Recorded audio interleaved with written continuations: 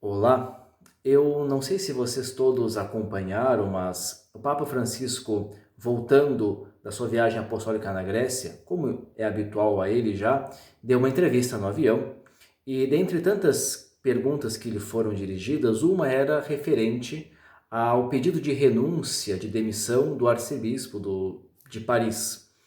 E dentre tantas possibilidades e questões que estão por trás, talvez tivessem também as questões das administrações de problemas de pedofilia na igreja parisiense, mas o Papa pergunta, olha, eu de fato não sei, mas a mim chegou que ele teria feito carícias e massagens na sua secretária, e este seria um pecado contra o sexto mandamento. Recordemos, é o mandamento que diz respeito à questão da castidade.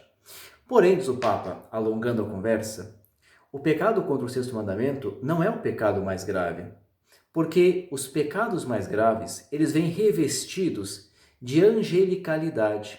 E aí diz o Papa, são a soberba e o ódio.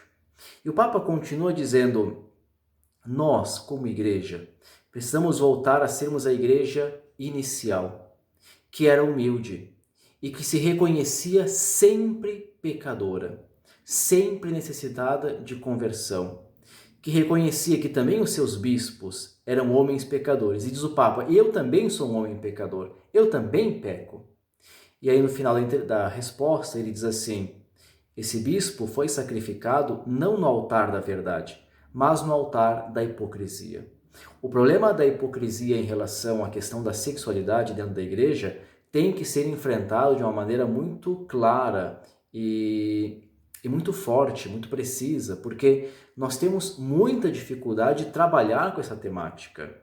Quem conhece um pouco a vida pastoral das nossas comunidades sabe o quanto a pregação nossa, em muitos momentos, foi muito rígida em relação à sexualidade e marcou as pessoas de maneira negativa profundamente. E as pessoas sentiram que a sua sexualidade era o seu maior pecado, quando nós sabemos, como diz o próprio Papa Francisco, que não é o maior pecado. Quer dizer, o maior pecado é aquele que destrói a vida do próximo, é o ódio, a soberba. E a grande questão é por quê? Por que nós frisamos tanto, batemos tanto na tecla da sexualidade? E eu aqui arriscaria fazer um percurso duplo, duas respostas, para nos ajudarmos a entender isso, que não se excluem, mas que se complementam. O primeiro é entender que muitos grupos nossos, religiosos, descobriram que quando controlam a sexualidade da pessoa, controlam a pessoa. E por isso não só moralizam a pregação, como reprimem a pessoa. E aí, ao invés de ajudarem a pessoa a se libertar e a viver com tranquilidade a sua dimensão sexual, que afinal é parte da sua natureza criada por Deus, transformam isso num monstro gigante e a pessoa carrega isso com tanto peso, mas ela é controlada. Ela é controlada por esse grupo ou por essas pessoas com esse tipo de pregação. Então, descobriu-se que a questão sexual é uma forma de controle.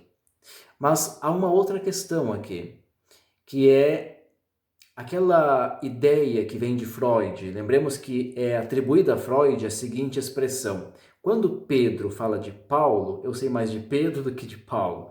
Quer dizer, essas pessoas que têm essa pregação moralizante em relação à sexualidade de maneira muito rígida, muito pesada, normalmente tem também dentro delas problemas não resolvidos em relação à sua própria sexualidade. E aí então são como que feras feridas, que estão sempre atacando e mordendo os outros. Mas por quê? Porque dentro não conseguiram se trabalhar. E isso, qualquer um de nós que tem apego ao trabalho pastoral e que tem acesso às pessoas, sabe que é verdade. É bom e é importante que nós trabalhemos isso com serenidade e com clareza para ajudar o nosso povo, como faz o Papa Francisco.